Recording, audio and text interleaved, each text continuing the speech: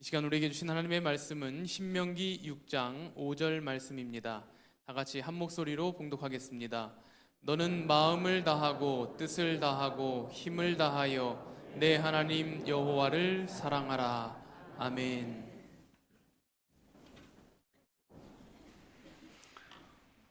우리 남궁영강 전도사님이 그동안 수련 목회자로 우리 교회에서 함께 사역을 잘 감당했습니다. 김포에서 예수드림 교회로 개척을 합니다.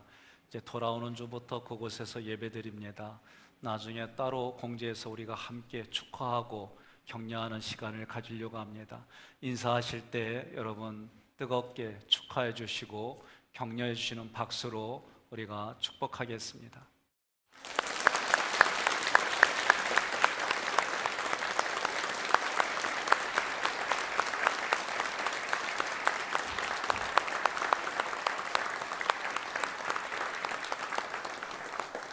영상을 하나 먼저 보겠습니다.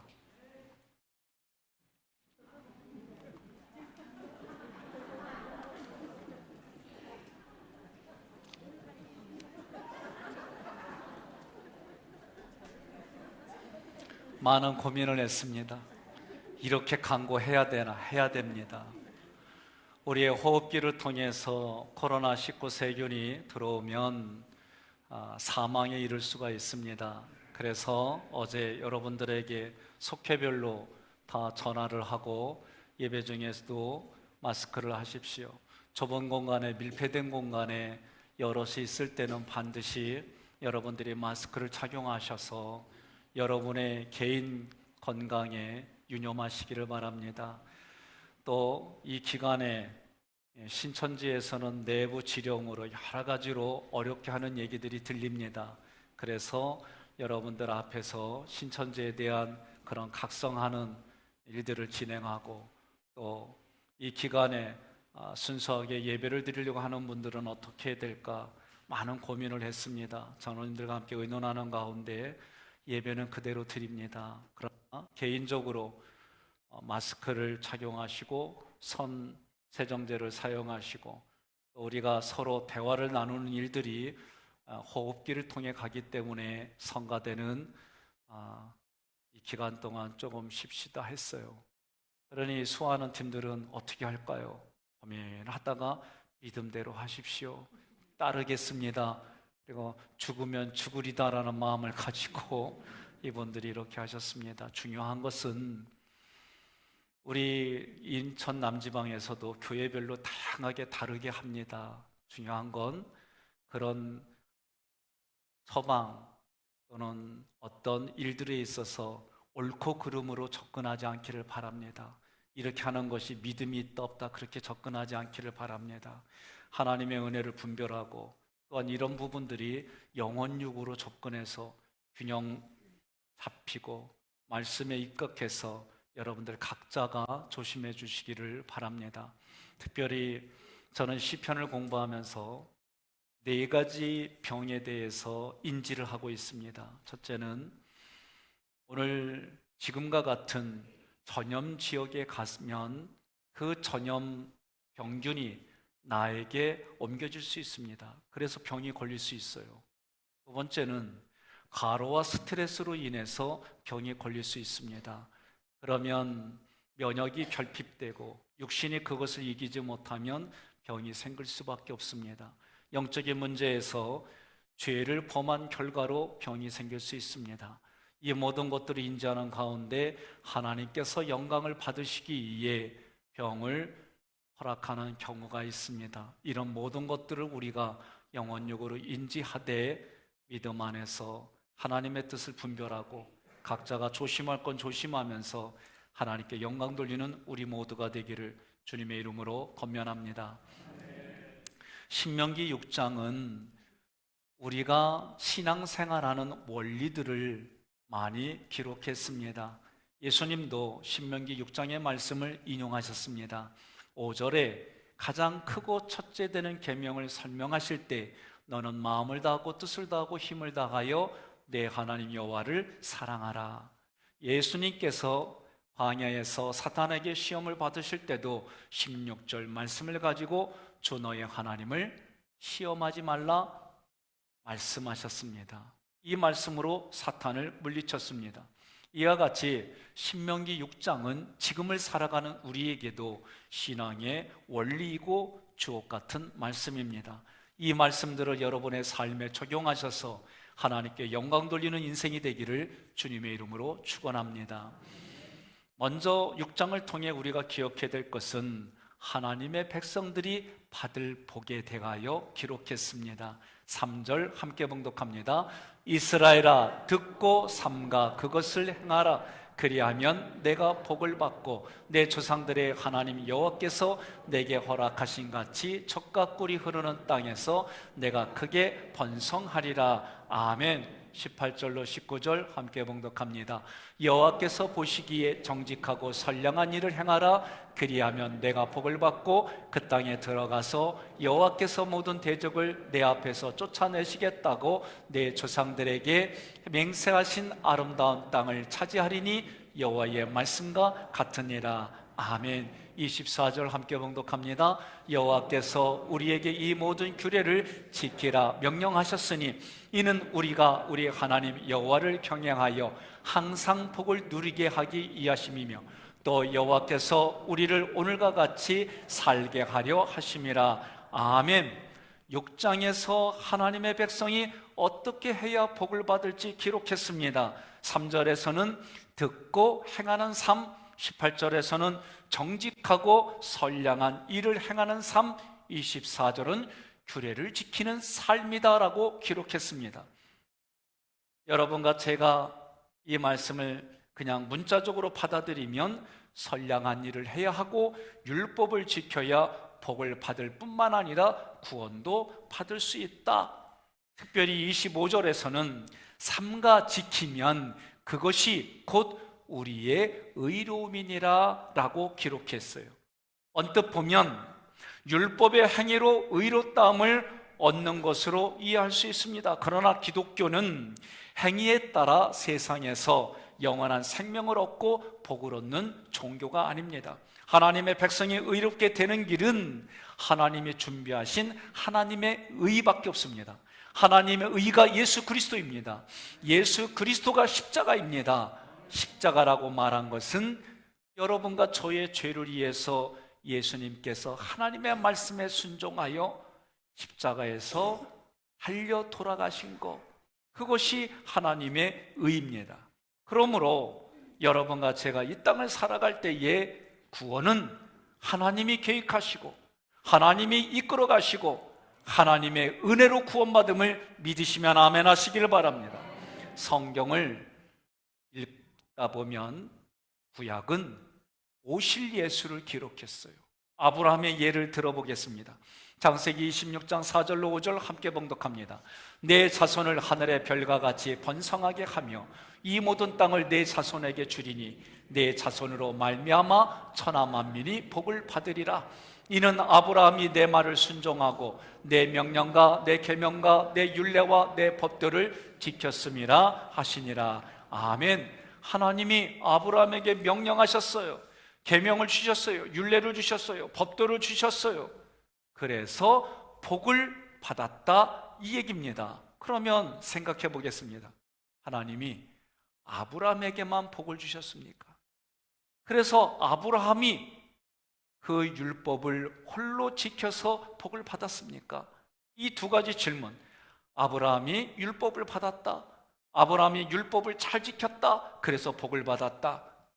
여러분, 그렇게 이 말씀 구조를 이해하면 안 됩니다. 아브라함이 살아갔을 때는 BC 2000년경이에요. 이로부터 500년 후에 모세에게 율법을 주셨어요. 500년 차이가 납니다. 그런데 율법을 주시기 전에 아브라함이 율법을 지켰다는 거요. 율법을, 계명을, 법도를 지켰다는 거요. 이 말씀은 무슨 뜻일까? 하나님께서 계명을 주셨습니다. 율례를 주셨습니다. 법도를 주셨다는 이 말씀은 창세전에 약속한 내용이에요. 한마디로 메시아를 주시겠다. 이것이 계명이고 율례이고 법도입니다.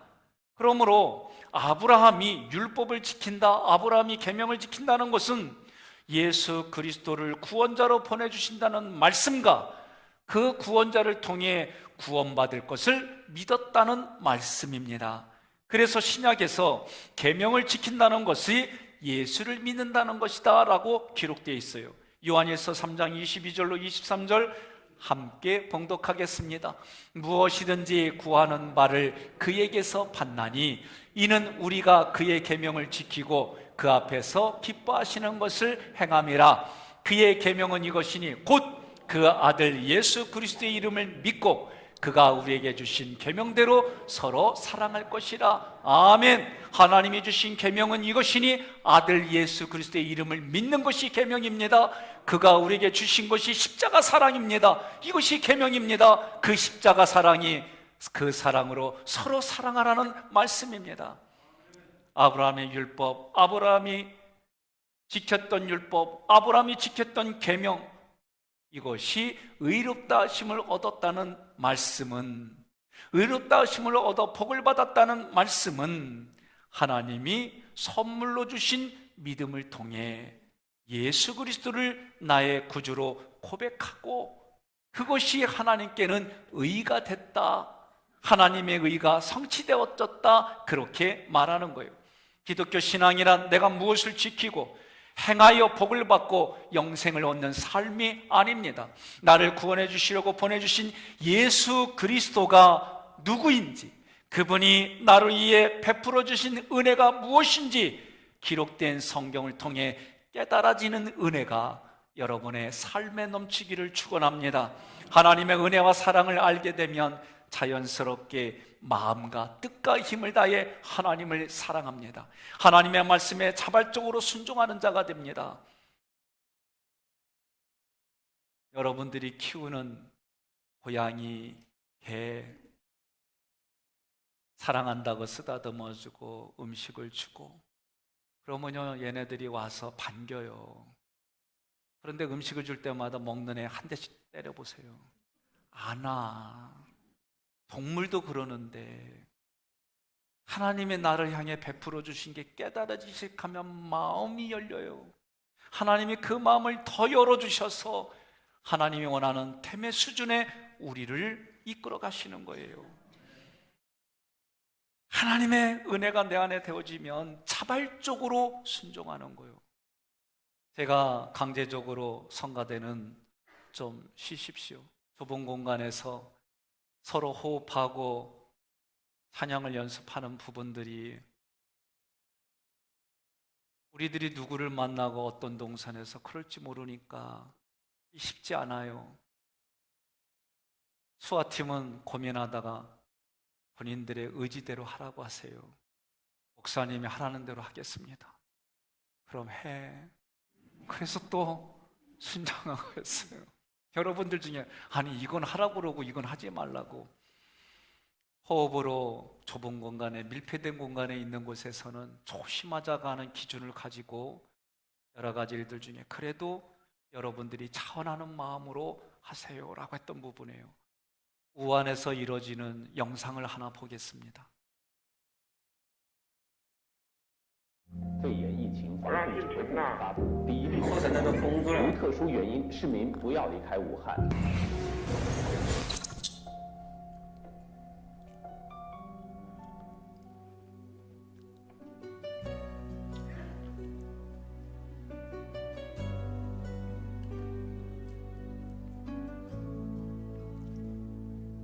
冷清的武汉大街，笼罩在灰蒙蒙之中。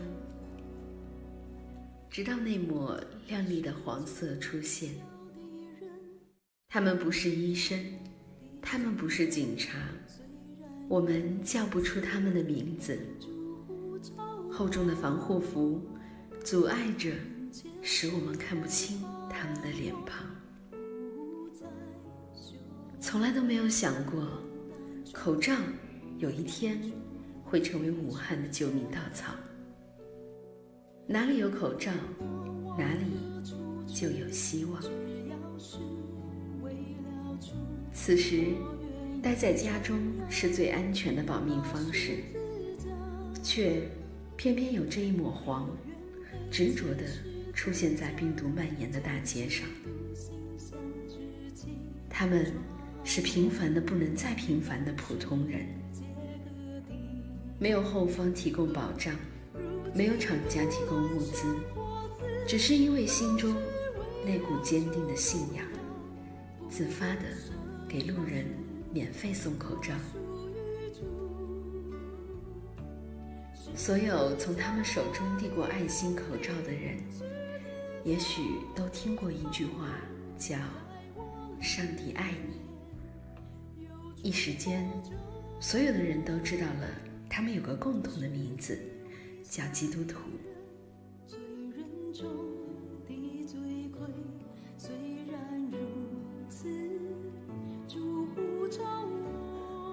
他们不仅仅是送口罩，更是告诉那些不安的人，神爱他们，神救他们，所有信神的人都能得着真平安。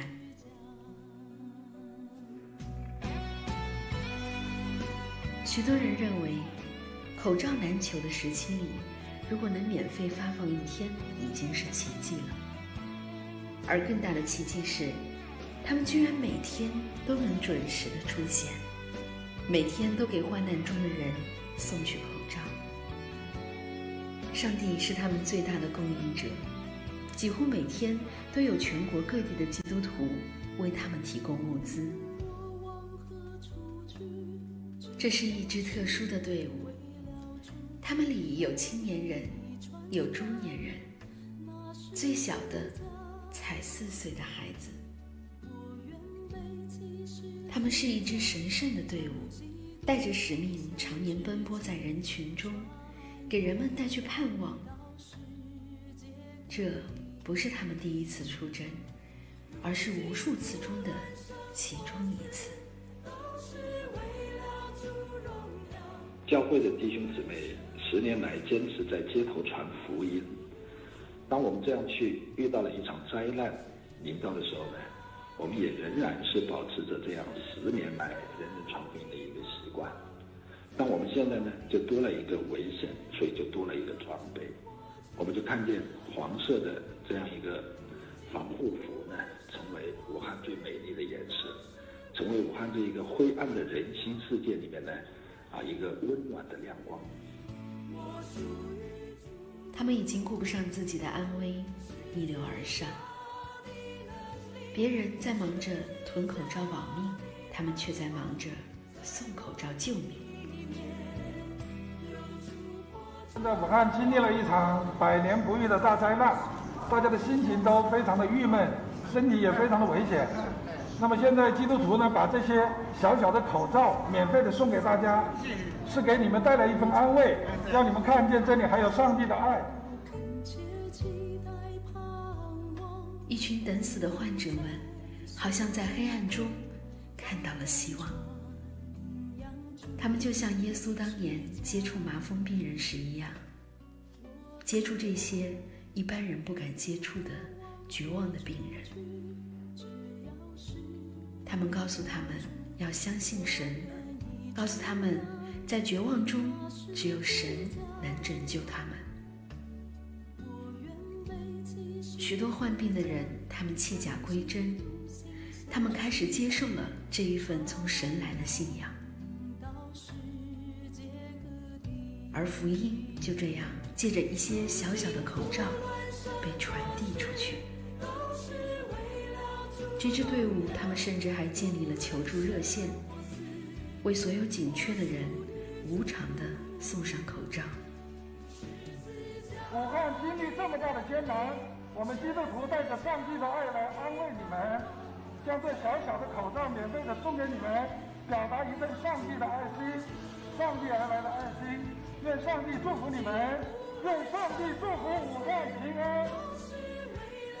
即使在如此人心惶惶的时刻里，他们福音的脚踪却如往常一样，甚至迈得更坚定了。他们才是风浪中的平安者，将神所赐的真平安见证在这块无处安息的土地上。在风雨中，真平安才显得珍贵，在患难中，神的军队才显得与众不同。武汉在遭遇到人意想不到的灾难的同时，意想不到，神也正在为武汉打开救恩的大门。 신명기 6장 5절을 함께 봉독하겠습니다. 너는 마음을 다하고 뜻을 다하고 힘을 다하여 내 하나님 여호와를 사랑하라. 아멘. 한 곳에서는 생존을 위해서 마스크가 훈기 현상을 일으키고 또 그곳에서 그 마스크를 통해 물질의 이득을 취하는 사람들이 있는 곳에서 그 마스크로 그리스도의 사랑을 전하는 사람들도 있습니다. 우리 마음에는, 우리 내면에는 영이 있는데 그 영을 심령, 마음, 의지로 더 구체적으로 나눕니다. 심령에는 말씀이 거합니다. 그 말씀이 영향을 주어서 마음이 결단을 합니다. 그 마음이 결단하여 의지가 우리의 삶의 행동으로 나오게 하는 겁니다. 여러분과 저가 이 땅을 살아가면서 마음과 뜻과 힘을 다해 하나님을 사랑하는 자들이 받는 복은 세상적인 복이 아닙니다. 신약과 구약에서 말씀하는 복은 모두가 하나님 자신을 복이라고 말씀합니다. 그러기에 여러분과 제가 하나님을 믿는 삶 그 자체가 복입니다.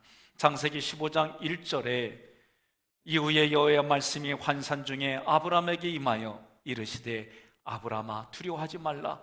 나는 내 방패여 너의 지극히 큰 상급이니라. 아멘. 다윗도 하나님을 향하여 여호와께서 은혜와 영화를 주시며 하나님을 향해서 자기의 방패라고 말씀했던 이 고백들이 환난과 아픔과 목숨의 위협적인 그 상황 자리에서도 하나님을 향한 고백이 여러분과 저의 고백이 되기를 주님의 이름으로 축원합니다.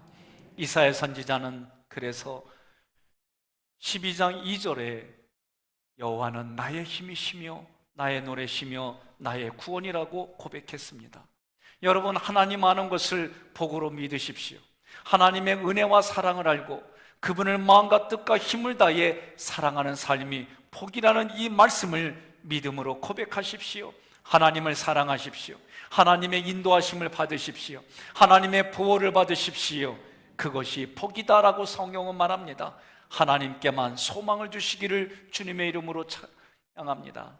여러분, 하나님께 고백하는 들이 찬양하는 거요, 하나님은 살아계신 하나님입니다. 하나님은 나에게 소망이십니다.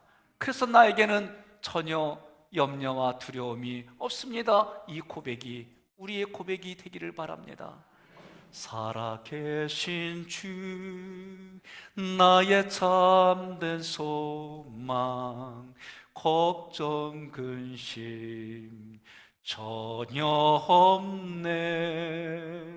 여러분, 이 찬양이 나의 고백이고 우리의 고백이 되어서 어렵고 힘든 현실의 상황 속에서도 넉넉히 다른 이들에게 선을 베풀고 선한 영향력이 흘러가는 하나님의 모든 통로가 되기를 바랍니다. 신명기 6장을 통해 우리는 두 번째로 이스라엘을 구원하시고 이스라엘을 가나안으로 이끄시는 하나님을 잊지 말라고 했습니다. 신명기 6장 10절로 13절의 말씀을 보면 하나님께서 조상 아브라함과 이삭과 야곱에게 약속하신 땅을 주시겠다는 거예요. 너가 채우지 아니한 아름다운 물건이 가득한 집을 얻게 하고 내가 파지 아니한 우물을 차지하고 심지 않은 포도원과 감람나무를 차지하게 해서 너를 배불리 먹게 하신다. 너를 애굽 땅 종되었던 집에서 인도해내신 여호와를 잊지 말라. 그렇게 말씀하셨어요. 이 말씀을 문자적으로 받아들여서 내가 아무것도 하지 아니하고 기도만 하면 했는가? 이렇게 받아들이면 안 돼요.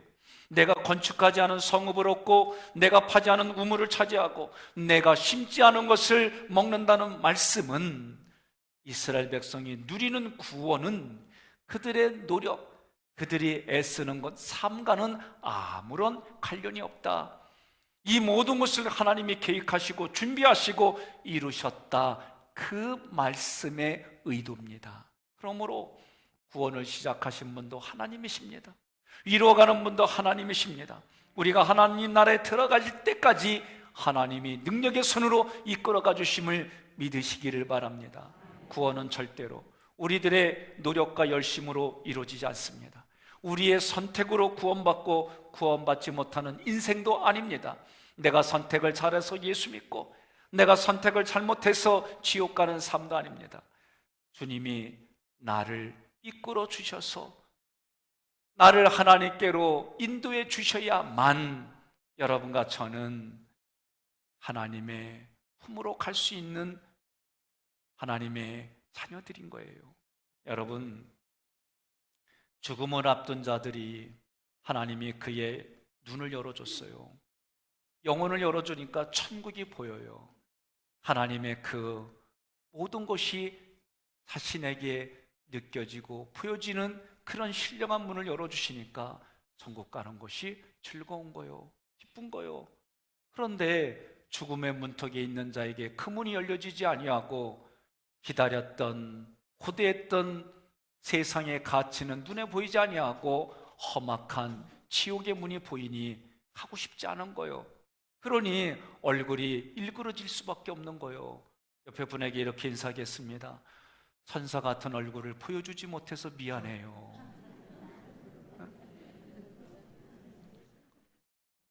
우리가 인사하잖아요. 세상에서 가장 복되고 아름다운 얼굴입니다. 그런데 오늘 마스크를 쓰며 그 얼굴을 보여주지 못해요. 이젠 눈으로 인사하는 거예요. 우리의 눈매만 보면 아무개 누구구나 우리가 볼 수 있는 그 관계들이요. 한 번 더 눈으로 인사하겠습니다. 사랑을 가지고 내 사랑 많이 받으세요. 눈으로 그렇게 인사하십시다.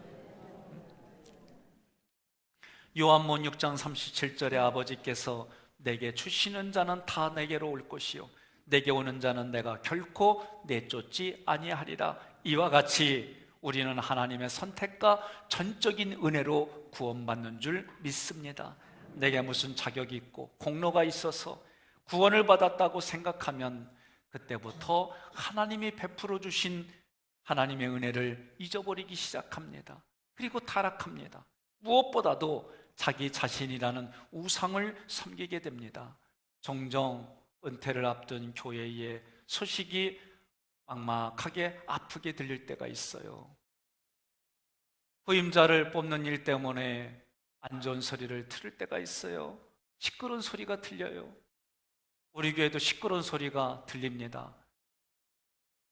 목회자 잘 뽑았대. 싸움이 없대.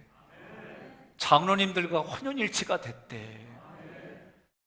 하깃교회가 저력이 있대.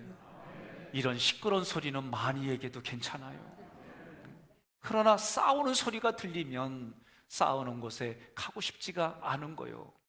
저는 우리 교회 행정을 하는 모든 분에게 권면을 했어요. 우리 장로님들에게 먼저 어렵지만 말씀을 드렸어요. 행사하고 거기에 재정이 투여될 때 교회 재정으로만 하려고 하지 마십시오. 저도 지난 1년 동안 제가 교회 청구하지 아니하고 쓴 것들을 우리 선임 장로님 4분에게 보여드렸어요. 우리 장로님들도 그렇게 하십시다. 그래서 이번 부흥회 때도 우리 장로님들이 강사님을 채워드리고 그분에게 식사를 제공하고 이 모든 것들을 장로님들이 다 함께 거뒀어요. 얻어서 편안하게 그분을 섬겼어요. 교회에 많은 일들을 진행할 때 부격자들하고도 때로는 제가 한 걸 보여줬어요. 내가 사적으로 쓸 때는 기름도 내가 이렇게 사적으로 쓰기 때문에 교회에다 청구 안 해. 당신들도 공과사 구분해. 교회 물건 함부로 쓰면 안 돼. 아껴야 돼. 때로는 가끔 퇴근할 때 꼭대기부터 이렇게 다니다 보면 불이 켜져 있는 때가 있어요. 사람은 아무도 없는데 에어컨이 켜질 때가 있어요. 그거 다 일일이 끄고 이야기합니다. 서로가 아낄 건 아껴서 다른 사람들에게 풍성하게 대접합시다. 교육부서를 너무 타이트하게 하면은 일하는 사람들이 힘드니까 풍성하게 쓰되 낭비하지 않게 하세요. 낭비하지 않으려고 타이트하게 말하다 보면 마음들이 불편하니 지혜롭게 풍성함을 가지고 넉넉하게 하지만 낭비하지 않게. 여러분들이 지금은 점심 식사를 교회에서 제공하지 못하지만 그래도 그거 할 때 남기지 않게, 자기가 먹을 만큼만 부족하면 또 가서 갖다 먹더라도 작은 돈이지만 그 1,000원들이 쓰이는 이런 것들을 생각하며 서로가 그렇게 어렵고 힘든 곳에서도 얼마든지 선한 일들을 할 수가 있는 겁니다. 내가 교회에 어느 정도의 지분이 있다고 생각하면 그때부터 자신이 교만해져 갑니다. 교회 것도 내 거라고 그러고 함부로 쓰려고 합니다. 종종 그런 분들을 보게 됩니다. 그런 분들은 하나님의 은혜를 기억하지 못하는 거예요. 자기 자신이 교만해진다는 걸 못 깨닫는 거예요. 자기 자신이 점점 무례해져 간다는 걸 알지 못하는 거예요. 여러분, 한마디로 하나님의 은혜를 잊어버렸기 때문에 그래요. 구원의 은혜를 잊어버리면 그때부터 보상을 요구합니다. 대접받으려고 합니다. 구원의 은혜를 잊어버리면 자꾸 교회께 내 거라고 생각하고 함부로 대하는 태도들이 나타납니다. 무엇보다 구원의 은혜를 잊어버리면 자기 안에 우상을 섬기게 됩니다. 14절로 15절 함께 봉독합니다. 너희는 다른 신들 곧 내 사면에 있는 백성의 신들을 따르지 말라. 너희 중에 계신 너희의 하나님 여호와는 질투하시는 하나님이신즉 너희의 하나님 여호와께서 내게 진노하사 너를 지면에서 멸절시키실까 두려워하노라. 아멘. 오늘 말씀을 통해 신명기 6장을 통해 하나 더 가져야 될 건 자녀들에게 하나님의 말씀을 부지런히 가르치라는 거예요. 7절에 보면 내 자녀들에게 부지런히 가르치라고 했습니다. 여러분, 하나님의 말씀을 자녀들에게 가르쳐야 될 이유가 내 자녀들을 가장 사랑하는 것은 그 누구보다도 그 아이를 낳은 부모밖에 없어요. 그 부모만큼 그 아이를 사랑하는 사람은 이 세상에 그 누구도 사람 중에는 없습니다. 현 시대는 대부분의 부모들이 맞벌이 하다 보니 학원으로, 학교로 아이들을 맡깁니다. 학교에서 창조론을 가르치지 않습니다. 하나님을 경외하는 법을 가르치지 않습니다. 오히려 진화론을 이야기하고 반기독교적인 이야기들이 많습니다. 오늘 전 세계의 이 코로나를 보며 저는 개인적으로 하나님과의 영적인 관계 속에서 어떤 일들일까 영적으로 접근하는 그런 사고도 같습니다. 일부 목사님들 중에 기독교를 탄압하고 기독교에게 탄압하는 일 때문에 생긴 거다, 저는 무시하지 않습니다. 그럴 수 있다라고 봅니다.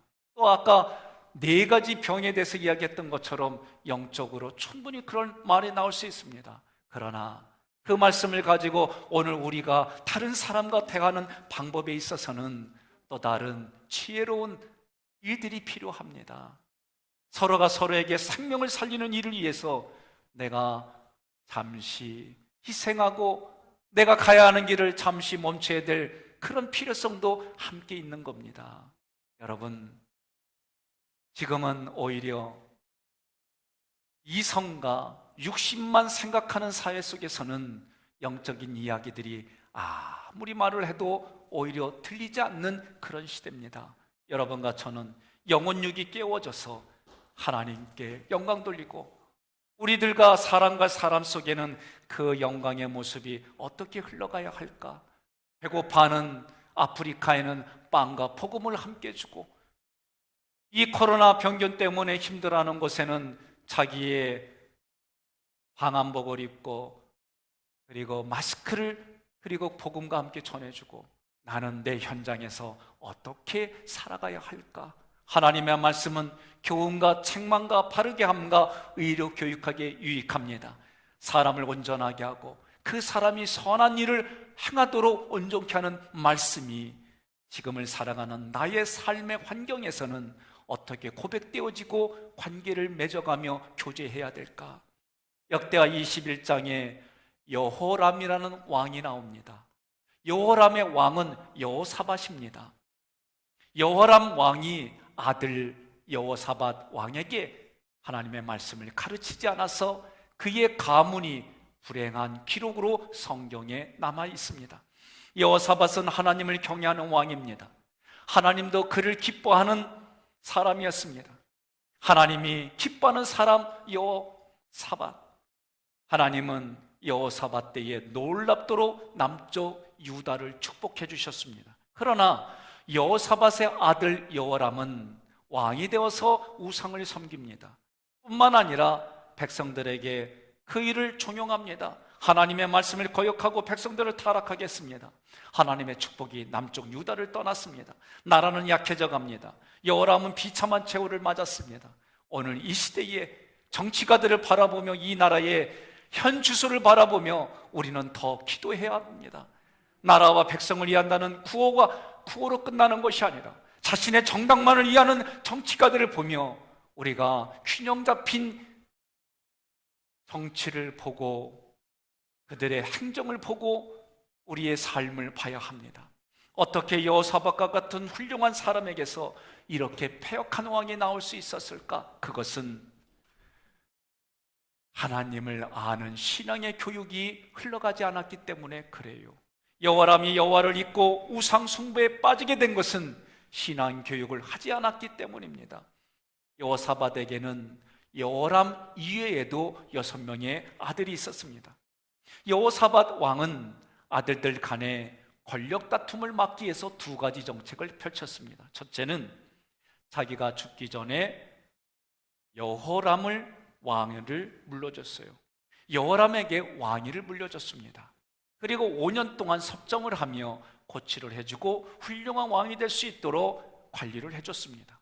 두 번째는 왕위를 이어받지 못한 다른 6명의 아들들에게 견고한 성과 재물과 그리고 땅을 주었습니다. 그래서 그 지역에서 자신들이 왕처럼 살아갈 수 있도록 기틀을 마련해 줬습니다. 그러나 여호사밧 왕이 그가 죽자마자 이러한 세심한 배려들은 물거품이 되었습니다. 역대하 21장 4절에 부친이 죽자마자 여호람 왕은 6 형제를 순식간에 죽였습니다.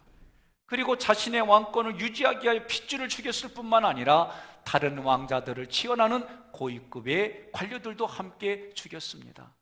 왜 이런 비극이 일어났습니까? 재물만 물려주었지 하나님을 아는 지식, 하나님을 체험한 경험, 하나님을 아는 그 모든 것들을 물려주지 못했기 때문입니다. 여러분과 저는 성경의 말씀, 이 나라의 역사를 보면서 우리 자녀들에게 바르게 물려줘야 됩니다. 하나님을 아는 지식, 하나님을 경외하는 삶의 모든 것을 보여주고 알려주고 경험시키게 해야 될 줄로 믿습니다. 사사기의 내용은 왕이 없는 시대에 자기가 왕이 되어서 자기 소견에 옳은 대로 행한 역사가 기록이 되어졌어요. 7절, 10절, 11절의 말씀을 보면 여호수아와 여호수아를 아는 장로들이 하나님을 잘 믿고 섬겼는데 10절에 보니까 그 말씀들을 가르쳐주지 못했어요. 다음 세대들에게는 그 하나님을 알게 해주지 못했어요. 그 결과 11절에 이스라엘 자손이 여호와 목전에 악을 행하여 바알을 섬겼다고 그랬습니다. 그렇다면 여러분과 제가 자녀들에게 무엇을 가르쳐야 합니까? 마음과 뜻과 힘을 다해 하나님을 사랑하는 이것을 가르쳐야 됩니다. 함께 봉독합니다. 너는 마음을 다하고 뜻을 다하고 힘을 다하여 내 하나님 여호와를 사랑하라. 아멘. 왜 그렇습니까? 마음에 있는 대로 보게 돼 있어요. 마음에 있는 대로 듣게 돼 있어요. 마음에 있는 것을 말하게 돼 있어요. 마음에 있는 것이 손으로 발로 움직이게 되어 있어요. 그러므로 이 마음에 심령 위에 하나님의 말씀이 가득가득 차야 되는 거예요. 하나님의 말씀을 읽으면 하나님이 나를 향해서 무엇을 하셨는지, 이스라엘 백성을 위하여 애굽된 종된 생활에서 구원해 주시는 하나님의 은혜가 세상의 죄로부터 구원해 주시는 하나님의 은혜로 나에게 깨닫게 되어지는 은혜가 있을 때에 여러분, 하나님이 때를 따라 도와주심을 믿으시기를 바랍니다. 내 마음의 묵상이 주께 연락되기를 원합니다. 내 마음에 하나님의 말씀을 두었더니 범죄하지 않았습니다. 이것이 성경이 우리에게 약속한 얘기예요. 그래서 에베소서 4장 26절로 27절에도 화를 내더라도 하루 저녁 해가 지기 전까지 이거를 내려놓으라는 거예요. 왜? 그 분노가, 억울함이, 아픔이 사단이 들어오는 통로가 된다, 그 얘기예요. 마귀에게 틈을 주지 말라 할 때 이 틈은 영어 성경으로 보면 발가락이 의지할 수 있는 자리예요. 여러분, 절벽을 올라갈 때 어떻게 올라가? 손끝과 발끝이 들어갈 수 있는 힘만 있어도 그것을 올라가는 사람들이 많아요. 우리 내면에도 마귀가 발로 밟고 내 안에 들어올 수 있는 틈을 주지 말라는 거예요. 그래서 예수님은 요한복음 15장 7절에 너희가 내 안에 거하고 내 말이 너희 안에 거하면 무엇이든지 원하는 대로 구하라, 그리하면 이루리라. 아멘. 하나님의 말씀을 읽고 기억해야 되는 이유가 무엇입니까? 그 말씀에 나를 향한 하나님의 모든 것이 기록되어져 있어요. 여러분, 그래서 잠언서 22장 6절에 마땅히 행할 길을 아이에게 가르치라, 그리하면 늙어도 그것을 떠나지 아니하리라. 아멘. 참 복이신 성삼일체 하나님을 알아가는 삶을 보여주십시오. 부족하고 연약하지만 그 하나님을 섬기는 우리 부모님들의 모습이 우리 자녀들에게 그렇게 흘러갈 겁니다. 여러분과 제가 자녀일 때는 우리도 그와 같았어요. 풍성한 거를 풍성한 거로 받아들이지 못했어요. 정말 엄마가 기억날 때 여인들은 처다기를 낳을 때 대부분 엄마가 이렇게 목숨 걸고 나를 낳았구나, 그러면서 엄마에 대한 마음이 더 깊어진다는 거예요.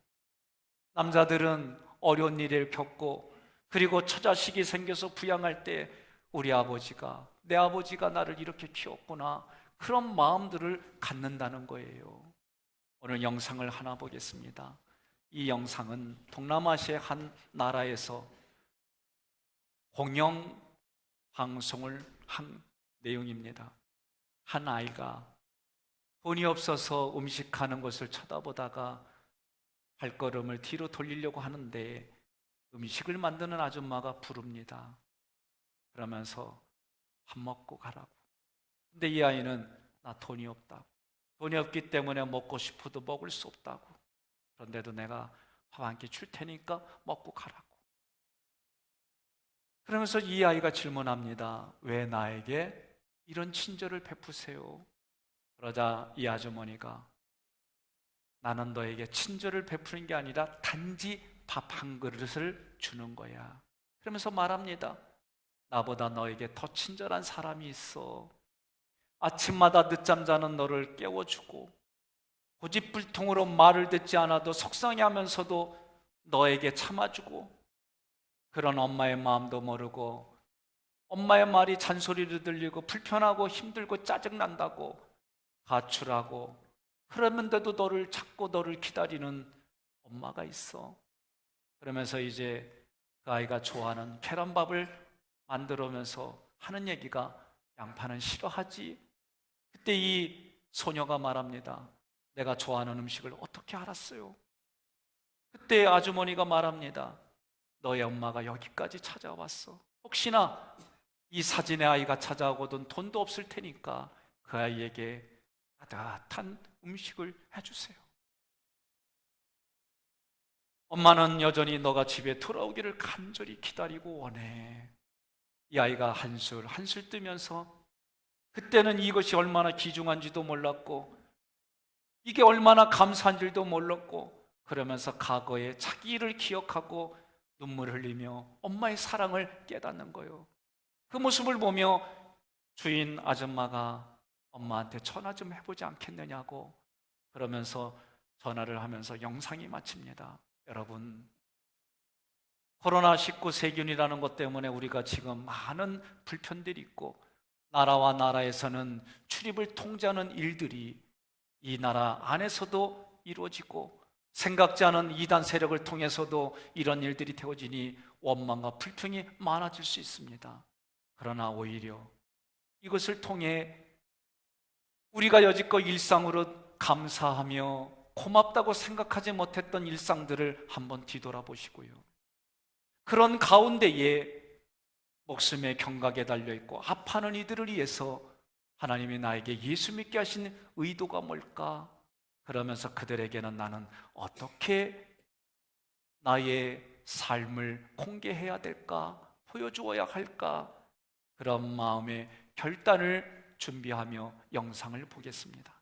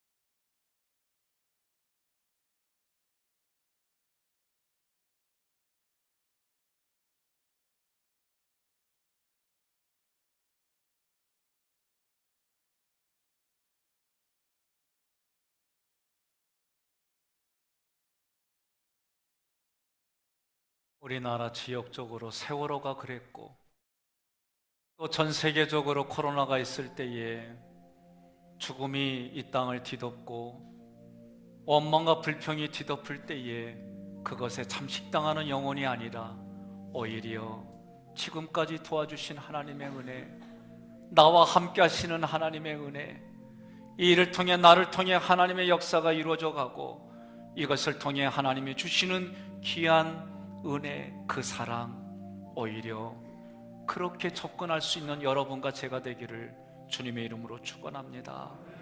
그런 마음으로 우리 다 같이 일어나셔서 하나님을 마음껏 찬양하겠습니다.